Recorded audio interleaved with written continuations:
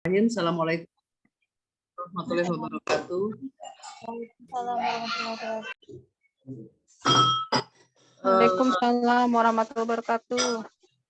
Sebenarnya yang soal tadi hari ini juga sebenarnya banyak yang mau dibahas itu. Karena walaupun tidak masuk dalam soal nantinya tidak bukan, tapi ini harus kita kuasai yang tadi ya.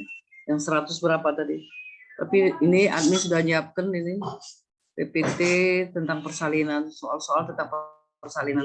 Silakan ini coba adminnya kasus soal yang pertama.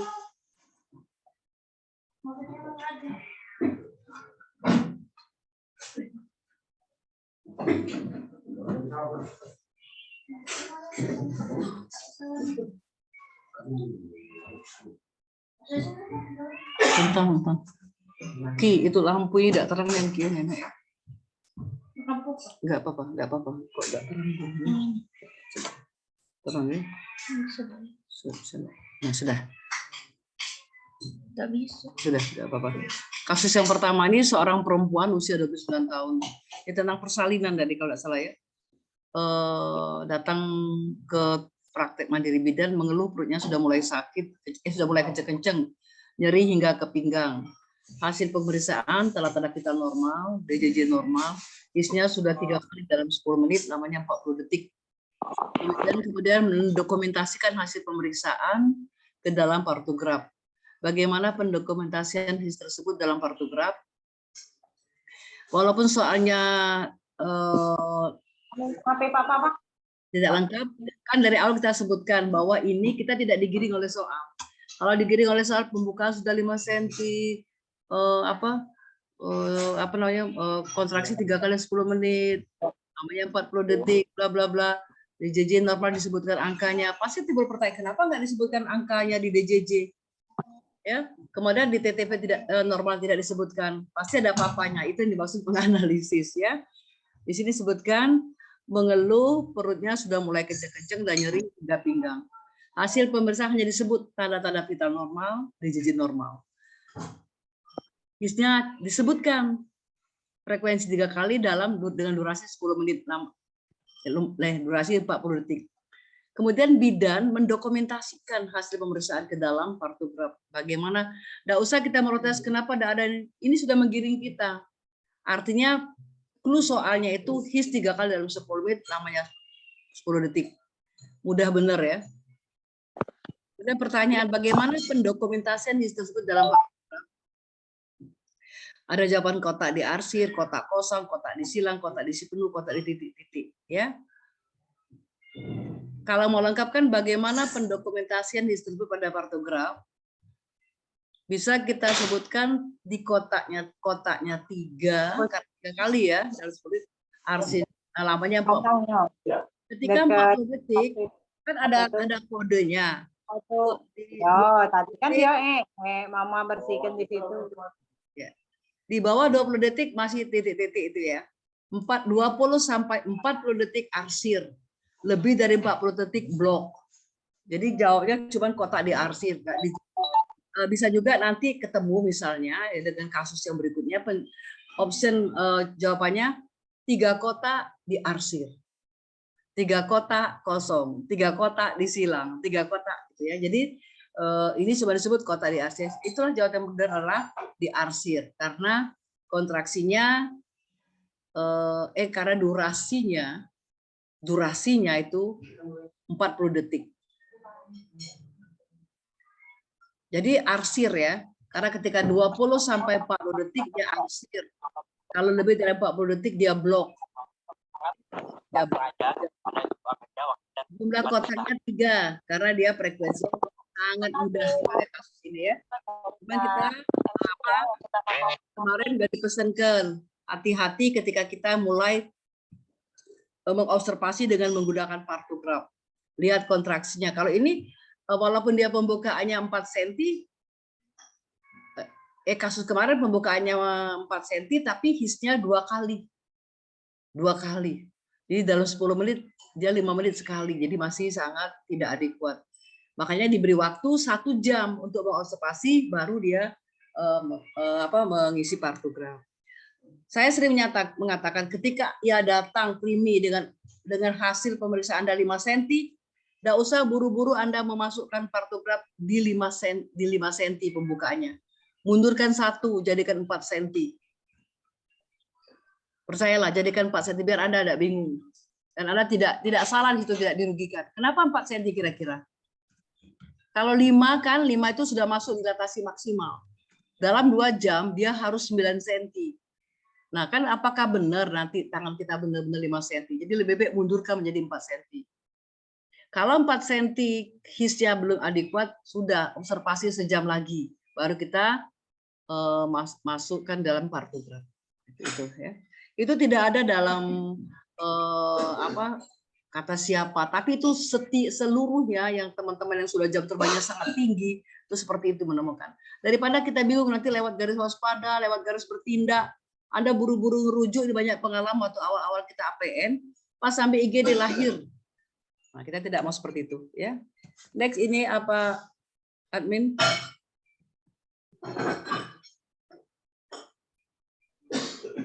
Konsep, ini jawabannya. Ya benar, kotak diarsir. Kotak kurang. Beri garis-garis kotak sering kontraksi. Isi penuh kotak sesuai dengan menandakan kontraksi. Ini menurut Saifuddin ya. Sama tadi sudah saya jelaskan, dikarenakan kontraksi lamanya 40 detik, maka kotak yang sesuai diberikan garis-garis diarsir. Ini benar jawabannya, penjelasannya. Kotak yang sesuai. Yang mana kotak sesuai? Ya 3 kotak. Nah, lagi-lagi gak bosan-bosan saya menyampaikan bahwa inilah kelebihan kita profesi menganalisis sendiri. Tidak digiring. Kalau D3 pasti sebutkan jumlah kotak dan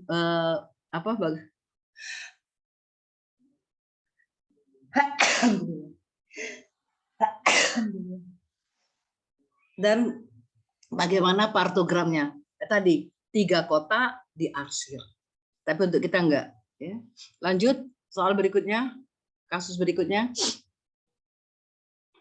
Seorang perempuan usia 28 tahun hamil kedua. Usia kehamilan berapa bulan ini? Tidak kelihatan di dalam ini. Datang ke PMB pukul 10, mengeluhkan perutnya kencang-kencang, hasil pemeriksaan KU baik, tensi 120/70 mm/Hg, nadi 88, pernapasan, respirasi 24 kali, TFU 31. Dilakukan periksa dalam. Didapatkan hasil pembukaan 6 cm. Kantong ketuban utuh, kepala turun di HOT 3. Kapan prediksi pembukaan lengkap pada kasus di atas? Nih ya, pembukaan serviksnya 6 cm. Kantong ketubannya utuh, kepala turun di HOT 3. Di HOT 3 berarti dia sudah di spina ischiadica, sudah turun sebenarnya dia, sangat turun karena dia anak kedua. Sudah turun ya. Ketika dia di HOT 2 pun kita tidak usah ragu kalau anak kedua ya. Kalau primi ya kita ragu. Kapan prediksi pembukaan lengkap pada kasus tersebut? Nah, ini kita harus hati-hati. Kita tahu bahwa ini kan kala 1. Kala 1 itu dibagi 2, fase aktif dan fase laten. Fase laten ketika pembukaan belum mencapai 4 cm.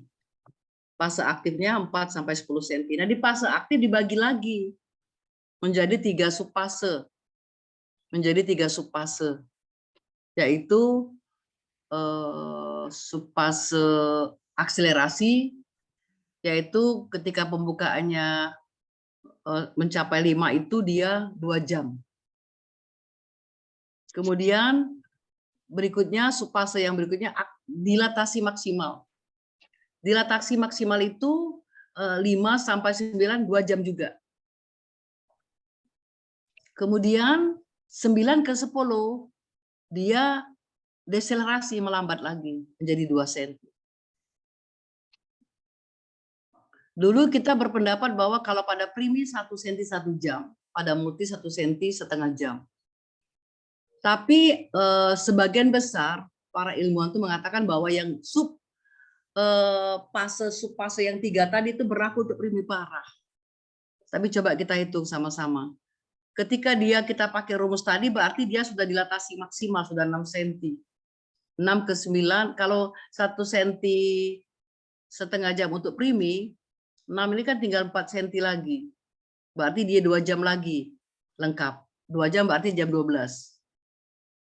Tapi kalau kita pakai rumusan yang saya sampaikan tadi, 6 ke 9 bisa itu 2 jam, 9 ke 10 2 jam, 3 jam ya.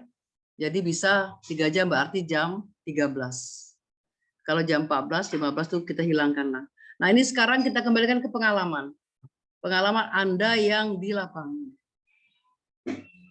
Karena sebagian kecil yang bisa bukan primipara tuh pakai yang tadi, yang pakai supas 3 supase tadi. Karena kontrasinya cukup bagus ini, durasinya 40. Durasinya sudah 40. Jadi artinya sedikit lagi dia blok. Walaupun masih 3. Tapi sudah 6 cm wajarlah karena multi. Nggak tahu nanti kalau di jawaban. Tapi ini bisa 12, bisa 13. Yang 12 tadi ketika kita pakai 1,5 cm jam untuk multi. Artinya 10 dikurang 6 tinggal 4 cm itu bisa dipakai 2 jam. 10 tambah 2 jam 12. Tapi ketika kita pakai 3 subfase tadi, fase aktif, dilatasi maksimal sekarang 6. 5 ke 9 itu bisa 2 jam. 9 ke 10 dia 2 jam. Jadi bisa 4 jam. Tapi ini sudah 14 jadi Bunda. Jam 14. Jam 14 kalau kita pakai itu bukan jam 13, jam 14. Tapi kalau kita pakai yang 1 cm setengah jam, 10 dikurang 6, 4 itu adalah 2 jam. Jadi 10 ditambah 2 adalah jam 12. Jadi jam 12 atau jam 14. Lihat ini jawabannya. Konsep teori.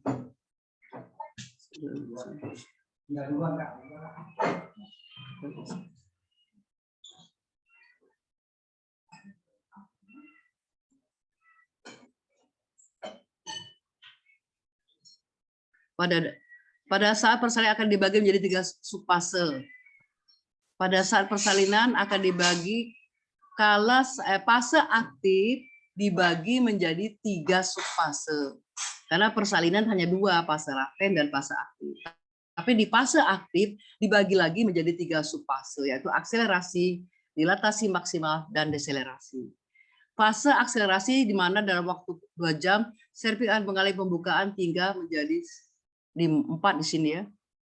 Fase dilatasi maksimal yaitu fase di mana serviks akan mengalami pembukaan secara cepat, yaitu 2 jam akan membuka dari 5 sampai 9 sebenarnya. Menjadi 2 jam. Fase deselerasi yaitu fase di mana serviks akan mengalami pembukaan yang melambat kembali dan 2 jam menjadi 10. Pada fase dilatasi maksimal akan menjadi pembukaan dengan kecepatan rata-rata 1 cm per jam. Pada perempuan nullipara atau primigravida 1 cm atau lebih pada perempuan multi. Ini bahasanya apa? Jadi pada dilatasi maksimal, kecepatan kalau kita hitung kecepatan 1 cm jam, sementara dia sudah 6 juga, tidak pas juga ya. 6, 4, 10 tambah 4, 2, 12. Jadi jam 2 ya. Jam 14. Coba kita sama-sama. Jadi dipakai fase deselerasi atau fase di mana lambat. Dalam 2 jam akan terjadi pembukaan 9 menjadi pembukaan lengkap 10. 2 jam itu ya, 9 ke 10. Nah, benar tadi yang pakai tadi. Pada fase dilatasi maksimal akan terjadi pembukaan dengan kecepatan rata-rata 1 cm per jam pada perempuan nullipara. Atau lebih pendek ya, lebih cepat pada perempuan multigravida. Jadi jawabannya pukul 14. Gimana pengalaman nanti ya? Karena kontrasi juga baru 3 kali. Tapi ini kasus ini ada kasus bukan primi ya, multi. Sedangkan yang kita tahu sebagian besar itu para ilmuwan ini mengatakan 3 subfase ini hanya berlaku pada primipara. Coba buka buku Sarwono, buku Rustam, buku Manuabe itu mengatakan bahwa berlakunya pada primipara. Nanti bolehlah dikoreksi ya. Lanjut.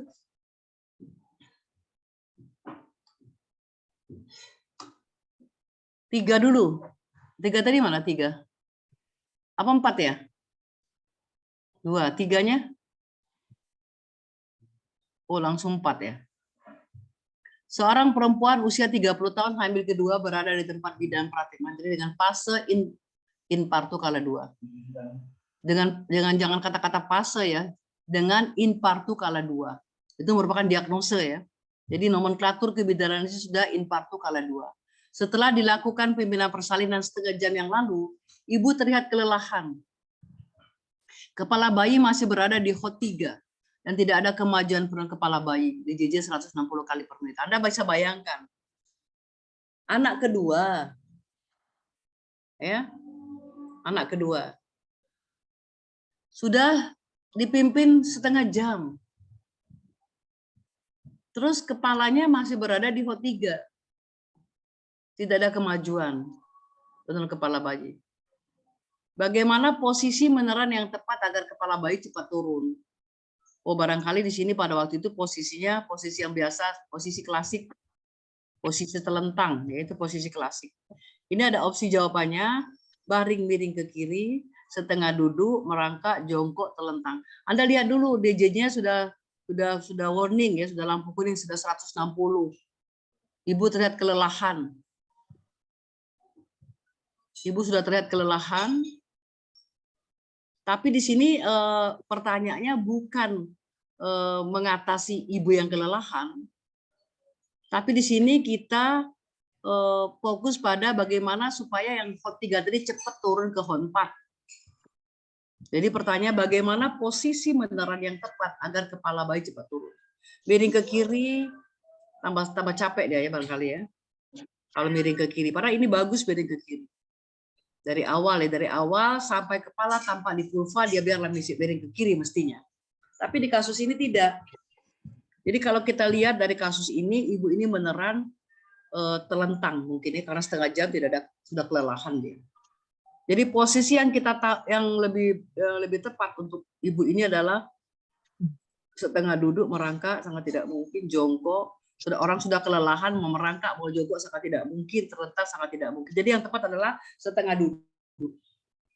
Karena hanya merubah dari telentang ke setengah duduk. Kalau dia sampai merangkak, itu lebih membuat capek lagi. Termasuk ketika dia jongkok. Sementara ibu kelihatan kelelahan, kok disuruh jongkok lagi. Jadi sangat tidak tepat. Jadi yang tepat adalah setengah duduk. Lagi-lagi karena, nah ini teori. Nah iya benar. Kalau miring tadi kenapa Bunda? Nah, kalau dia miring kan dia sudah capek. Dia HOT 3. Kenapa udah dipimpin tadi Meran? Ya, udah dipimpin Meran setengah jam. Kalau dia miring, capek. Coba Anda bayangkan miring. Ya. Para miring itu kita harapkan dengan miring itu pada waktu memperbaiki kontraksi, kepala cepat turun. Tapi ibu ini sudah dipimpin 1,5 jam, udah capek dia. Sudah tampak lelah. Yang paling memang agak sama ya, telentang dan miring itu tidak begitu memerlukan energi waktu yang banyak ya. Kan hanya telentang, setengah duduk. Tapi yang saya lebih tepat setengah duduk.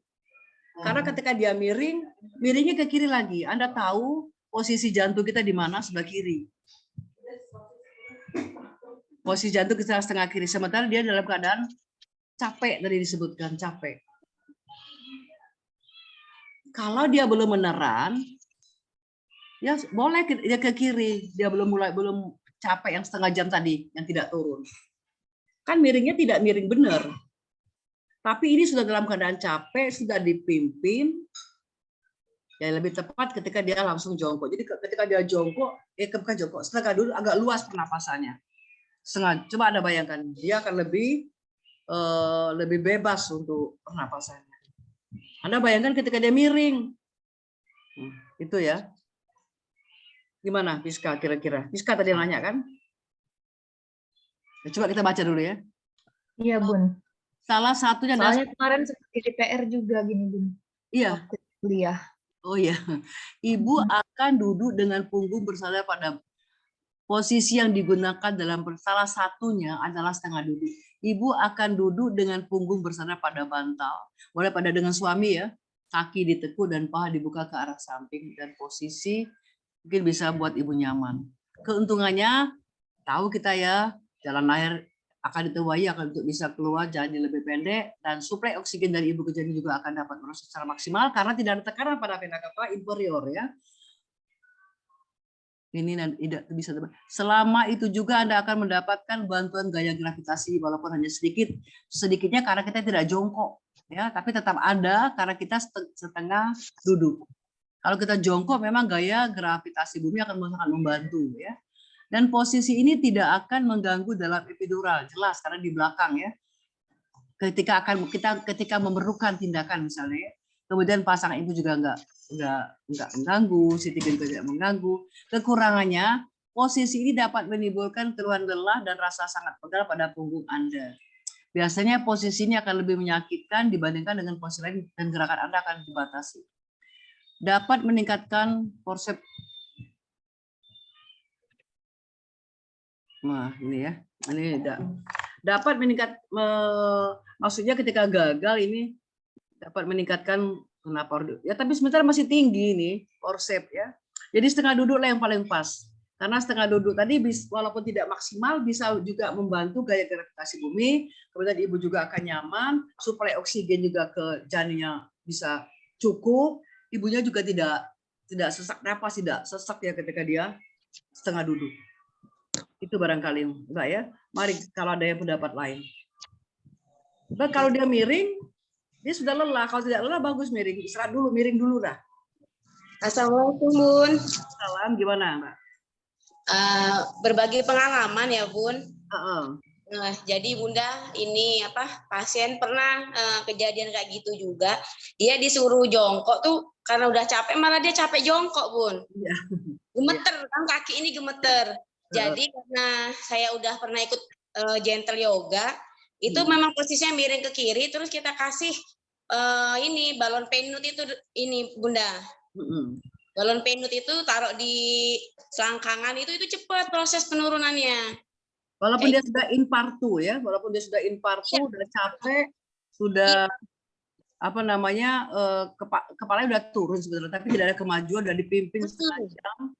Ini sebenarnya ini untuk kasus saja lah ya. Mudah-mudahan tidak ketemu sama kita. Karena jangan pernah pimpin ketika kepala belum tampak di vulva. Iya. Untuk kasus karena kita nanti siapa tahu akan diskusi dengan dokter dan sebagainya. Anda harus berani mengemukakan. Insya Allah yang ini tidak akan ketemu ketika kita patuh. Jangan pernah memimpin ketika kepala belum tampak di vulva 5-6 cm. Bagus yang pakai balon itu bagus ya. Apalagi kalau dia kalah 1. Ya, kalau dia kalah 1, ini sudah kalah 2. Sedangkan pada multi 1 jam tidak lahir, rujuk loh. Bun, iya Bun. Itu prinsip. Jadi kita harus secara kumulatif menilainya. Jadi jangan sedikit-sedikit separuh-separuh. Secara kita akumulasikan pada pengetahuan kita. Kita ini sudah setengah jam, ini hanya kasus. Sudah setengah jam, sudah tampak lelah. Anda bisa bayangkan. Padahal pada multi 1 jam tidak lahir, rujuk. Pada primi 2 jam tidak lahir, rujuk. Tidak ada kata-kata lain. Tidak ada kata-kata coba dan sebagainya. Ketika kita ketemu kasus yang seperti ini, kita akan bersentuhan dengan hukum kalau kita tidak taat pada jam-jam yang sudah ditentukan. Nah, inilah yang diminta oleh kita untuk kita betul-betul menunjukkan bahwa kita benar-benar profesional. Walaupun insya Allah pada orang-orang profesi mudah-mudahan tidak akan terjadi seperti ini. Hot 3 baru oskosigus, ya, dia belum ada rasa ketika di hot 4, ketika di spina ischiadica, ketika di oskosigus dia baru dia ada rasa ini menerang. Ya, karena dia menekan pada oskokse itu. Ini artinya kita paksa ini. Akhirnya tadi capek, lemah. Betul kata Mbak Kantina, ketika Anda yang sudah ikut pelatihan, monggo, tapi mudah-mudahan tidak akan ketemu kenapa harus dipimpin ketika hot 3. Tuh, ya. Terima kasih tuh Mbak Natima ya. Nah, ini menjebak benar. Pada kasus tersebut bahwa ibu mengalami kelelahan setelah 30 dilakukan pimpinan persalinan, kepala bayi masih berada di hot 3. Artinya masih tinggi lah itu untuk ya. Tidak ada tanda-tanda turun kepala bayi. Sesuai ibu sisi inilah. Jadi usahakan setengah dulu. Ketika kita diskusi, kalau jalan sebenarnya saya rasa mudah-mudahan tidak akan pernah terjadi seperti untuk bidan-bidan yang sudah profesional ya. Kenapa harus dipimpin? Kepala masih tinggi. Biarkan. Oke. Gimana? Lanjut kita ya. Terima kasih ya Mbak Ngatina, Mbak Ngatima, Mbak Fiska. Seorang perempuan usia 20 tahun. Anak kedua juga ya, P1. Infartu fase aktif. Di bidan mandi. Hasil pemeriksaan dapatkan DJJ normal orang kali itu ya. Hasil pemeriksaan dalam pembukaan 8 cm. Sutura saling tumpang tindih. Masih dapat dipisahkan. Tindakan apa yang nih soalnya nih? Tindakan apa yang salah ya? Apa? Jadi saya tertutup oleh kamera. Tindakan apa yang salah ya? Salah. Tindakan apa yang salah kasus di atas.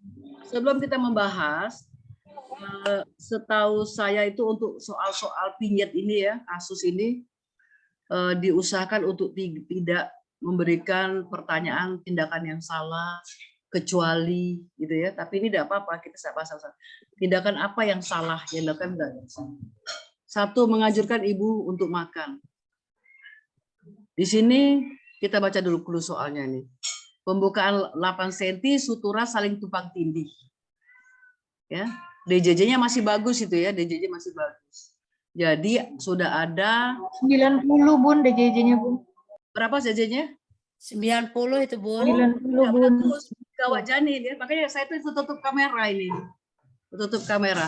DJJ 90 itu fokus kita, DJJ 90 suturanya 8 cm. Sutura pembukaan 8 cm, suturanya saling tindih. Saling tindih tapi masih bisa dipisahkan. Artinya dua ya. Molase 2 ya. Molase 2. Tindakan apa yang salah? Yang salah ya, yang dilakukan bidan sesuai dengan kasus di atas. Menganjurkan ibu untuk makan. Menganjurkan ibu untuk makan. Kenapa harus makan? Ini energi belum bisa dibutuhkan. Ini bukan dari ibunya, dari janinnya, ya, bukan dari ibunya. Ini yang gawat ini janinnya. DJJ 90 sudah gawat janin. Kemudian ada warning lagi bahwa ada molase 2, ya. Tulang-tulangnya sudah tumpang tindih, tapi dipisahkan. Artinya sudah ada molase pemaksaan ya, walaupun masih bisa dipisahkan. Kemudian jadi menganjurkan ibu untuk makan.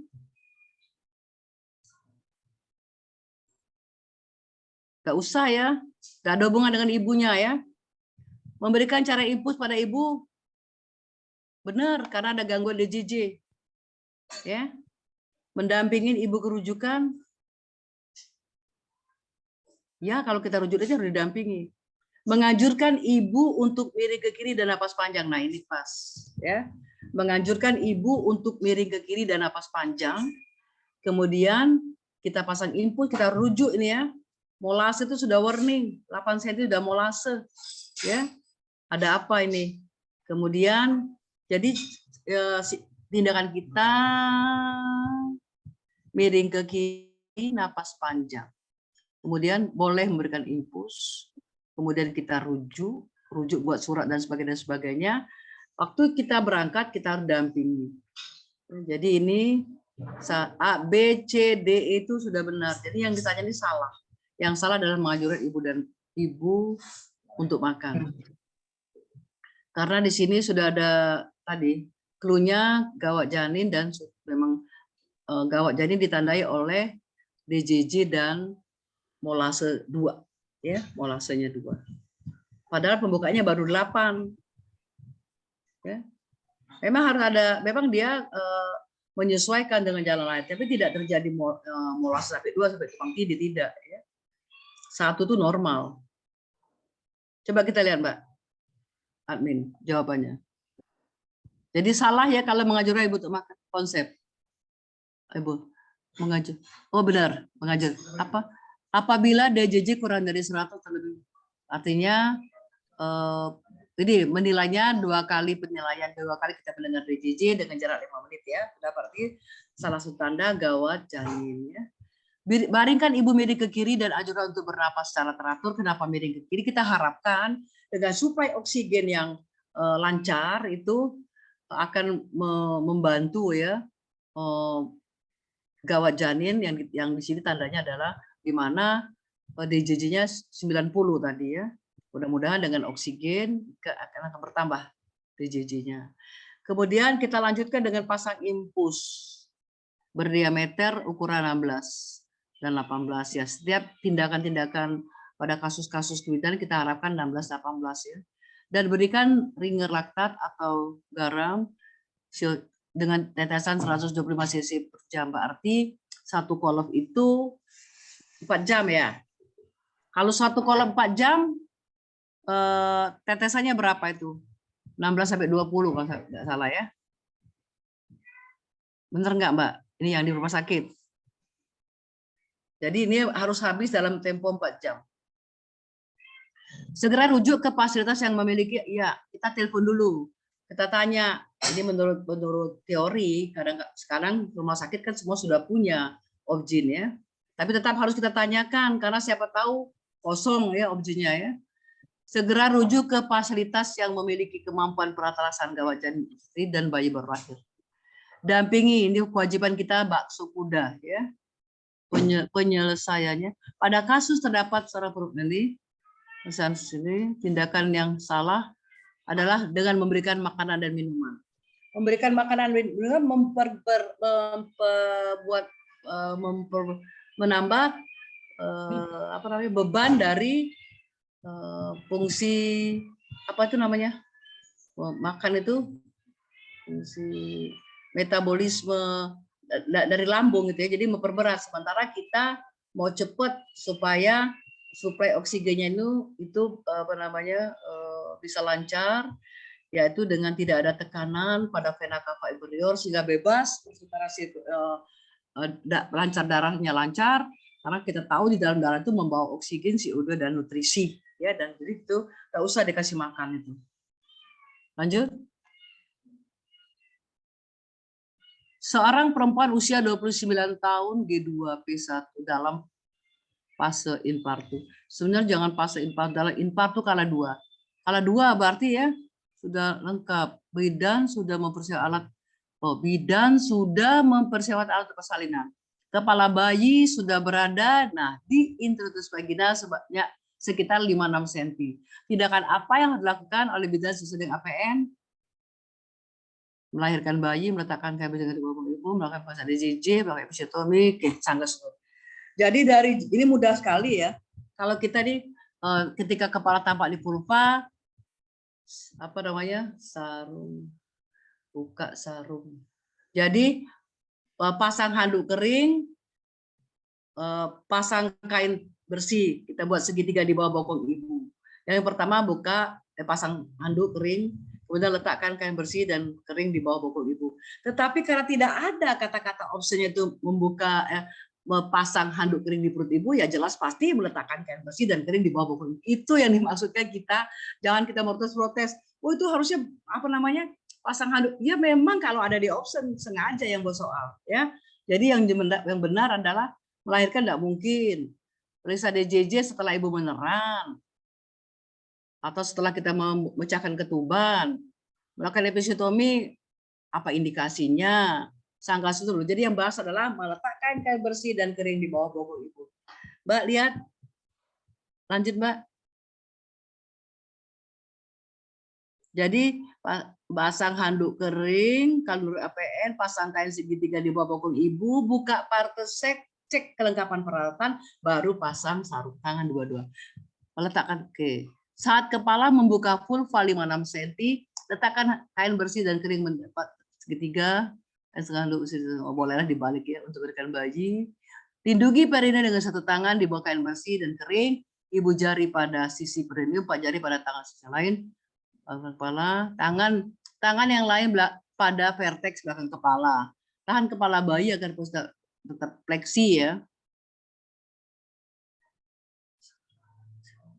Tahan kepala bayi agar posisi kepala tetap eksi. Tidak bisa posisi kepala tetap fleksi pada lahir. Dia harus defleksi. Jadi jawabannya itu, penjelasannya itu tahan ke belakang kepala bayi agar kepala tidak terjadi defleksi maksimal. Harus defleksi. Kalau fleksi terus tidak bisa lahir lah. Ya, jadi ketika suboksiput sudah berada di bawah simfisis, itu yang harus kita ingatkan untuk profesi. Ketika suboksiput sudah berada di bawah simfisis, dia itu berpusat atau berperan sebagai pusat pemutaran. Hipomorhion, dia tidak lagi maju. Hipomorhion berarti dia defleksi. Tapi diharapkan dengan menahan pada vertex secara perlahan tapi tidak menghalangi. Saya ulangin, menahan ke belakang kepala atau vertex tetapi tidak menghalangi adalah untuk supaya mencegah defleksi maksimal. Yang langsung gitu. Jadi perlahan-lahan, maka berturut-turut lahirlah dahi, mata, hidung. Kalau dia maksimal bisa robek di atas, ya. Itu maksudnya. Penyelesaian. Pada kasus tersebut dalam kasus infartu kala 2 dan kepala telah terlihat 56 cm, tindakan yang digunakan adalah meletakkan. Oke. Lanjut.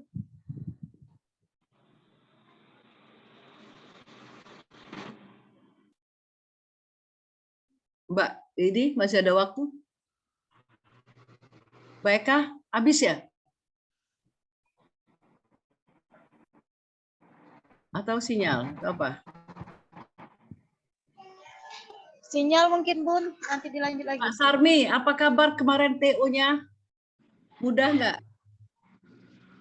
Ujiannya belum, Bu. Bukan, TO itu nggak ikut TO kemarin. Kan TO-nya TO nasional. Itunya masih bulan Maret, Bu. Oh, itu ujiannya. Ujiannya UKO-nya bulan Maret ya. Bulan Maret tanggal 4, Bu. Ya, periode pertama. Ya. Periode pertama, gelombang pertama itu. Iya. Perempuan usia 20 tahun telah melahirkan anak pertama di bidan praktek mandiri. Nah, ini primi ya. Plasenta baru saja dilahirkan. Tindakan apa yang harus dilakukan oleh bidan sesuai dengan APN? Masase gitu ya. Plasenta baru saja dilahirkan. Masase pundus uteri tidak mungkin. Masih ada isi, sangat tidak dimungkinkan, tidak dibolehkan untuk masase ya.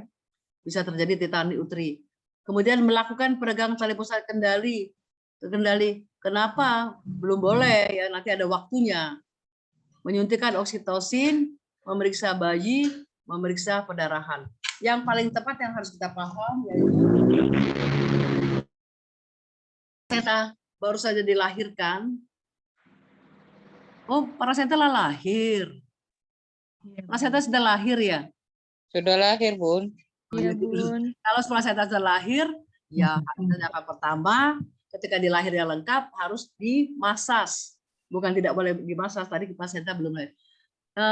Laptop bulan ini tertutup separuh oleh kamera kita. Placenta baru saja dilahirkan. Tindakan apa yang harus dilakukan oleh seorang bidan sesuai APN? Ketika placenta Anda lahirkan sampai selaput ketuban terpilin habis, ya, tindakan pertama dan harus cepat itu masase. Harus masas. Harus masas. Hati-hati baca soalnya. Anak-anak, plasenta baru, ya, plasenta baru. Jadi tindakannya adalah masase. Masase berapa lama? 15 detik. 15 detik. Tidak berkontraksi atau Sangat berdebar-debar kita kalau dia tidak ada kontraksi di dalam 15 detik ini. Kita spot jantung kita. Karena kita harapkan ketika dia bermasase, ketika dia berkontraksi, itu kontraksi akan menjepit tempat implantasi plasenta tadi. Sehingga insya Allah tidak terjadi perdarahan. Itu yang paling kadang-kadang membuat kita spot jantung. Tapi ketika ibunya, aduh Bu, mules, aduh senang benar kita, lega ya. Melakukan peregangan tali pusat kendali, ya sudah lahir plasentanya. Ya. Menyuntikkan oksitosin sudah tadi. Jadi ketika anak lahir, Anda nilai dengan cepat, tidak usah 5 after score-nya, nilai dengan cepat, Anda segera keringkan sambil tartil, Anda ganti kain basah tadi dengan kain kering, selimuti kecuali tali pusat. Pada waktu Anda mengeringkan kecuali telapak tangan. Baru selimuti, pegang Bu ya, Anda pastikan tidak ada janin kedua, baru kita suntik oksitosin. Setelah suntik oksitosin baru kita PTT dengan cara pindahkan klem 5-10 cm di depan vulva. Segera tangan kiri kita di atas suprasimfisis, di atas kain, segera ya. Baru tangan kanan pegang klem yang ada tali pusatnya. Ini untuk apa tangan kiri? Tangan kiri untuk mendeteksi persiapan PTT. Karena PTT itu dilakukan ketika uterus berkontraksi. PTT tidak bisa dilakukan ketika uterusnya tidak berkontraksi. Karena kita akan melakukan menekan ke arah bawah, belakang, atas, tapi tidak jadi jauh. Itu dikatakan dorsokranial. Sementara tangan yang kanan meregangkan secara terkendali ke arah berlawanan berbarengan. Itu PTT. Untuk membantu mempercepat lepasnya plasenta. Tapi kita ini kadang-kadang langsung lihat tanda-tanda lepasnya plasenta belum ada tanda-tanda lepasnya plasenta. Segera PTT. Ya. Kalau belum ada tanda-tanda lepas, ya lepaskan dulu, kita rangsang dulu puting susunya, baru kalau ada kontraksi kita PTT lagi. Artinya apa? PTT dilakukan ketika uterus berkontraksi. Makanya setelah Anda pindahkan klem 5-10 cm di depan vulva, tangan kiri segera letakkan di atas suprasimfisis, di atas kain. Tangan kiri ada fungsinya, ada manfaatnya. Apa untuk apa? Untuk mendeteksi lah kontraksi belum. Karena ketika kontraksi secara otomatis tangan kita dorsokranial, ya. Itu maksudnya. Sampai ada tanda-tanda lepas, Anda kalau tali pusatnya panjang, boleh pindahkan klemnya. Tangan kiri tetap dorsokranial tangan kiri. Tapi dorso ini tidak menutupi osteobuteri intern, tapi menutupi diporik anterior di atas. Jadi Anda tarik, di sini tarik plasentanya. Karena sudah ada tanda-tanda lepas. Kalau belum ada tanda-tanda lepas, dilarang. Jangan benar Anda coba-coba tarik plasenta. Karena bisa inversi uteri. Ketika Anda terasa dia sudah lepas, baru lahirkan dengan menarik ke bawah sejajar lantai. Kalau zaman dulu itu Yohan mungkin masih ingat, tarik ke bawah, ke atas, sesuai kurva jalan lahir. Sekarang enggak. Cukup tarik ke bawah sejajar lantai, ke atas, jangan turun-turun sampai plasenta tampak di introitus vagina. Anda pegang, Anda putar ke arah jarum jam sampai harus ada kata-kata terpilin habis. Kenapa harus ada kata-kata terpilin habis? Anda tidak boleh masase ketika masih ada tali pusat yang terputus misalnya. Tetap Anda bisa manual, bisa ada klem, Anda lahir dan secara perlahan tetap diputar. Habis baru masas. Jadi masa tidak boleh dilakukan ketika uterusnya ada yang masih ketinggalan, ya. Nah ini, seorang perempuan usia 25 tahun dalam skala 1, ibu tampak lemas. Hasil pemeriksaan tanda-tanda vital dalam batas normal, pembukaan 7 cm, KK ini ketuban mungkin ya. Ketuban positif, presentasi belakang kepala, HOT 3, kandung kemih kosong, DJJ-nya bagus, kontraksi 3 kali dalam 10 menit, lamanya 30 detik, 7 cm. Asuhan tepat yang akan diberikan, asuhan tepat yang harus diberikan oleh bidan. Ini semua normal. Oh, ibu lemas ya, ibu lemas. Walaupun dia di skala 1 fase aktif, tapi ibu lemah, semua bagus ya, semua baik. Menganjurkan ibu untuk berjalan-jalan sangat tidak mungkin ya. Ya benar nggak? Nggak mungkin ibunya lepas kita suruh jalan-jalan. Menganjurkan ibu BAK tuh kandung kemihnya kosong. Mengajarkan itu untuk latihan meteran belum pas lah, dia lemes, masa masih baru 7 cm. Ya. Kemudian menganjurkan makan dan minum. Makan dan minum. Dia menganjurkan vital batas normal, pembukaan prosesi. Ibu hanya lemas saja di sini. Rasanya kita antara dua, menganjurkan makan dan minum atau menganjurkan tidur miring ke kiri. Kalau tidur miring ke kiri itu DJJ-nya bagus. Tapi ini kontraksinya dia pembukaan 7 cm, kontraksi durasi masih 30 detik. Presenti belakang kepala, beneran kepala HOT 3 sudah bagus, HOT 3 pas, semua pas. Masalahnya di sini adalah lemas dan durasinya hanya 30 detik. Menganjurkan makan dan minum, menganjurkan tidur miring ke kiri. Yang mana nih? Makan dan minum. Makan dan minum, Bun. Makan dan minum. Coba kita lihat. Coba kita lihat ya. Makan coba. Karena tidur miring ke kiri ini apa namanya DJJ bagus. Coba kita lihat next ini. Siapa nama? Admin? Nah, makan dan minum. Konsep makanan ringan dan asupan cairan yang cukup selama persalinan akan memberi energi dan mencegah dehidrasi. Dehidrasi bisa memperlambat kontraksi. Tadi ada hubungan ya.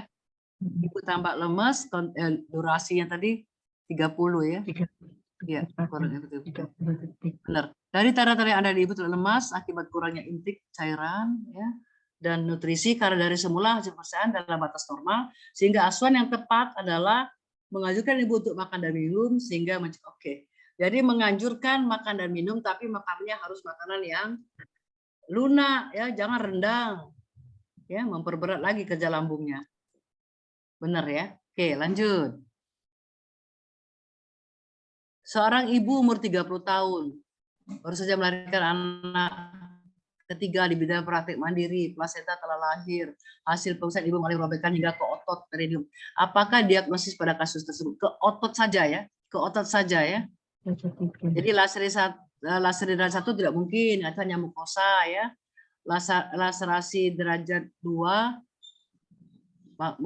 mukosa sama otot juga ya. Bun. Otot perineum ya. Ini otot perineum yang robek. Antara 3 dan 4 tidak mungkin, 5 ada 5. Jadi bisa 2 dan 3. Jadi ya dengar ya, robek ke otot perineum ya. Ya, Bun. Apakah diagnosis pada kasus tersebut? 1 tidak mungkin, 2 itu bisa 2, karena ada ototnya sedikit ya. Kemudian 3 itu bisa sampai ke sphincter rectum.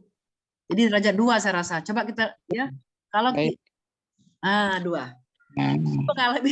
Ibu mengalami laserasi hingga otot ya. Jadi ini di heading ya.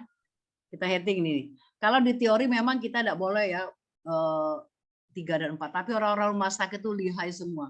Kita aja biasa itu ya. 3 itu masa tidak boleh, 3 itu tidak boleh. Bolehlah ya.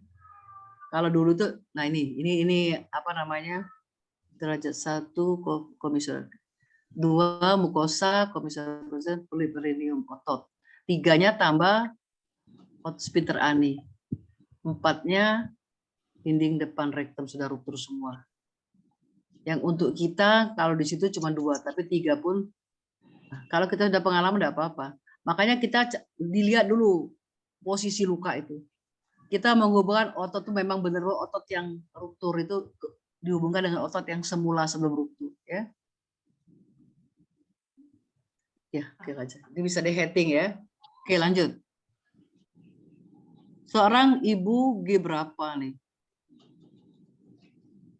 Ukuran tekan silakan dari jalan lahir. KU baik. Nadi bagus. Pernapasan bagus, hisnya 2 kali dalam 10 menit, lamanya 20 detik. Pembukaan berapa pembuka? Beneran 4/5, masih tinggi artinya ya. Dianjurkan berjalan-jalan, namun ibu zero ini maksudnya mungkin tidak ada pembukaan. Ya, lihat hisnya baru 2 kali.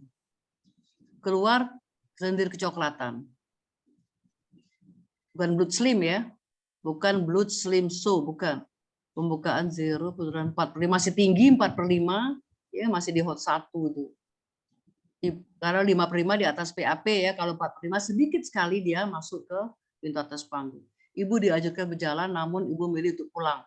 Pada tanggal 11 Februari 2018 pukul 7 ibu datang kembali ke bidan. Dilakukan pemeriksaan his 2 kali lamanya 30 detik. Sudah ada pembukaan 3 cm. Penurunan masih ya apa namanya?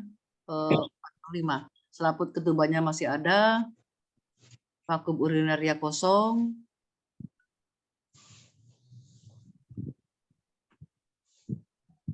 nah ini hati-hati kita. Yang pertama itu dia mengaku sudah ada kontraksi dan bidan memeriksanya ada 2 kali dalam 10 lamanya nggak terbaca Bunda, mungkin 20 detik. Kemudian bidan melakukan pemeriksaan dalam, pembukaannya 0. Penurunannya masih, sayang kita tidak tahu dia berapa ini. Nah, tanggal 11 sehari besoknya itu datang lagi 7. Waktu yang kemarin pukul sore, pukul berapa nih? Pukul 21 malam artinya. Apakah diagnosis yang tepat pada persalinan dengan fase laten memanjang? Persalinan macet. Persalinan dengan fase laten memanjang? Enggak lah ya, kan dia belum ini. Belum bisa dikatakan masuk dalam fase proses persalinan ya.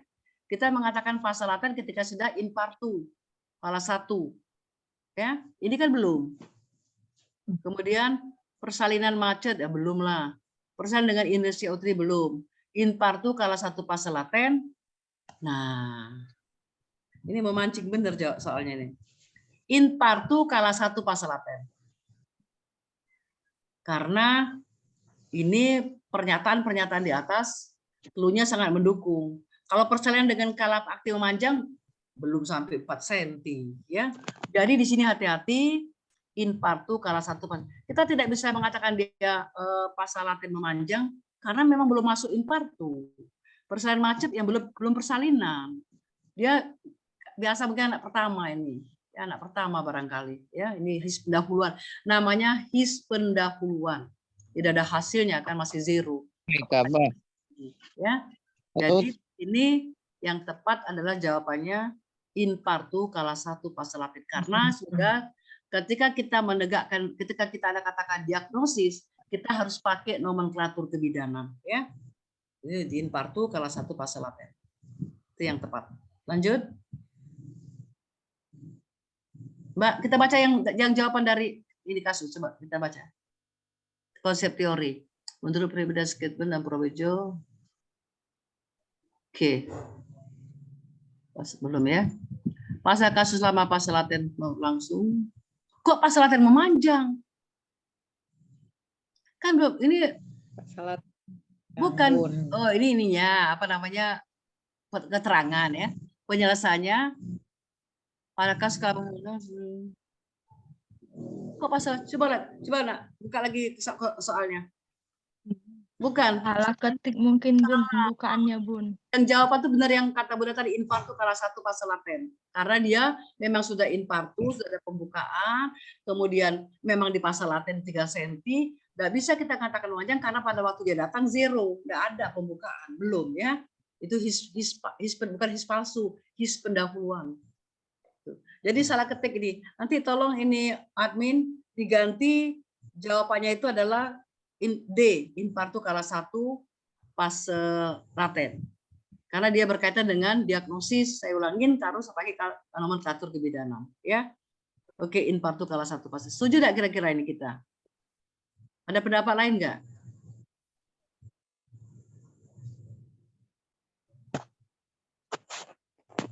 Maaf Bunda, tapi itu hisnya sudah 25 detik. Bunda. Tapi kan 2 kali dalam 10 detik. Belum bisa kita mengatakan. His itu bisa enggak? Yang dikatakan infartu itu apa?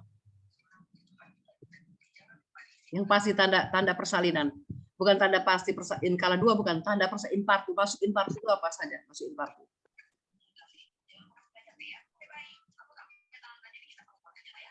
Coklat itu kan kalau dia mulai infartu dia sudah ada penipisan dan pembukaan serviks, itu infartu.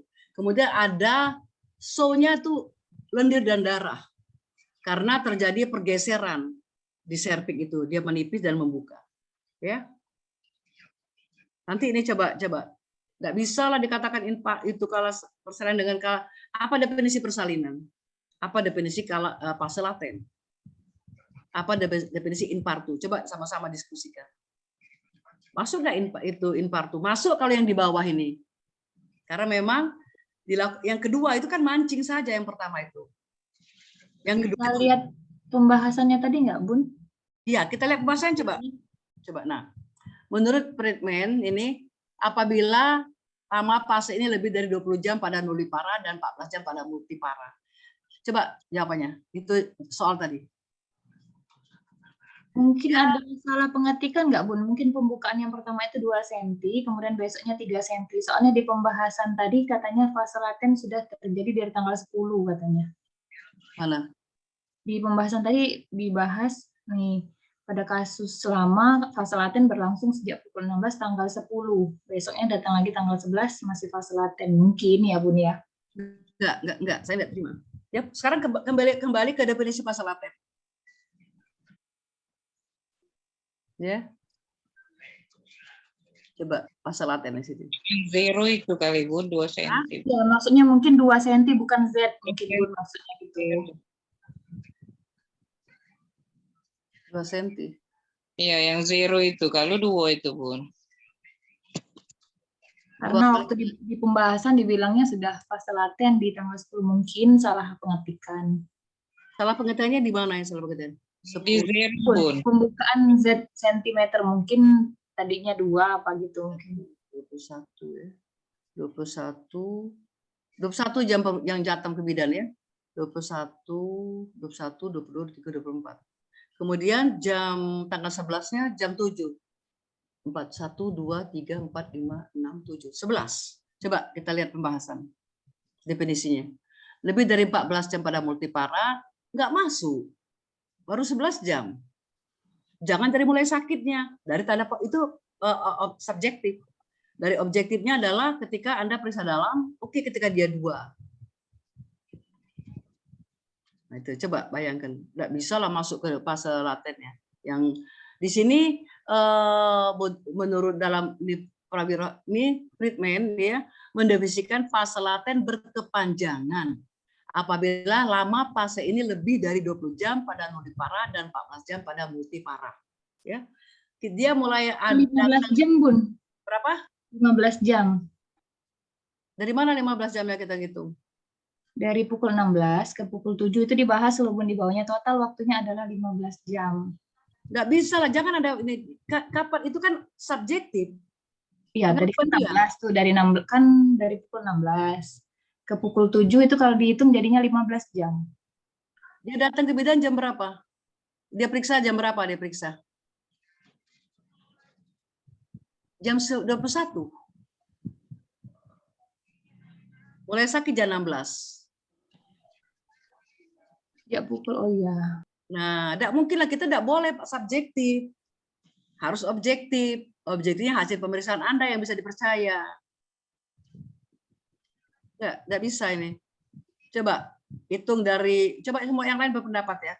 Jangan Anda berasosiasi, sekarang kita teks dia yang Anda percaya. Teks dia Anda tidak bisa lah yang, apa kita kan tidak tahu, ini bukan jujur aja, bukan kita yang bahas soal ini. Tidak bisa kita terima saja. Tidak bisa kita, oh itu mungkin 2. Ya. Bukan. Sekarang hasil pemeriksaan yang zero yang masa dalam ini adalah pukul 21. Datangnya ke bidan pukul 21. Apakah pernah Anda membuat askep nanti profesi membuat askep itu Anda pakai yang dia keluhan di rumah? Untuk jamnya saya tanya, Anda pakai itu enggak keluhan untuk perbandingan jamnya? Tidak Bun. Nah, kan jadi begitu berpikirnya. Harus berani kita ya. Masa kita bisa percaya dengan pasien datang jam Bu, jam berapa? Oh, lebih kurang jam sekian. Tidak apa-apa, itu harus kita tanya memang. Tapi hasil pemeriksaan objektif itu yang Anda jadikan untuk sebagai tolak ukur waktunya. Makanya periksa dalam jangan pernah di askep tidak tulis jam. Jangan pernah, ini ya untuk profesi, di askep jangan pernah tidak tulis jam di askep. Periksa dalam. Itu sering saya sore itu tulis jam. Walaupun di atas ada anamnesis dia datang pukul sekian bla bla bla. Karena kan anamnesis itu udah sekian. Kecuali kalau dia datang nggak tahan lagi, udah rasa ingin menyerah, Anda tidak perlu anamnesis. Cukup tanyakan ibu anak keberapa, jam berapa sakit, sudah keluar apa, cukup itu aja. Langsung naik ke PK. Tapi ketika dia masih sempat Anda tanda subjek Anda tanya anamnesis panjang lebar, baru pemeriksaan. Nah, jangan jam datang Anda jadikan jam periksa dalam. Selalu saya katakan seperti itu. Jangan Anda nanti bisa rugi. Ruginya apa? Anda nanti salah diagnosa. Cepat-cepat rujuk, rupanya belum apa-apa memang waktu itu. Yang Anda pastikan untuk ukuran adalah jam jam datang. Jam datang bukan, jam periksa pemeriksaan objektif. Diperiksa dalam harus tulis jam.